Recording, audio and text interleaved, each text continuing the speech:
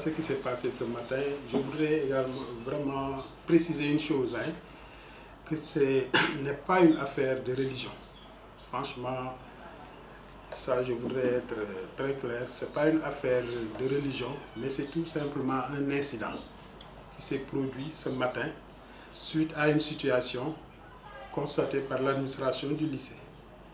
Situation qui a montré effectivement que quelques élèves, notamment des filles, peut-être portaient le voile de façon pas très adaptée. Parce que ça pouvait cacher, ça cachait par moments un peu l'insigne, etc. Alors que dans cet article, il est bien précisé qu'on doit porter le voile, les pères, sans préjudice vraiment aux autres croyances, etc. Alors sur la base de cet incident, le chef d'établissement a voulu, entre guillemets, marquer le coup en refusant l'accès, non pas seulement aux filles concernées, mais à tous les autres élèves qui portaient le voile. C'est peut-être là ce qu'on pourrait qualifier de maladresse. Parce que, et nous, malheureusement, on n'a pas été informés. Bon, il a voulu vraiment corriger cette situation en leur refusant l'accès. Ça constitue quand même, quoi qu'on dise, une faute.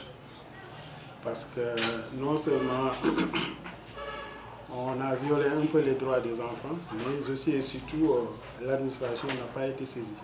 Même si l'intention qui était derrière tout cela est bonne, était bonne.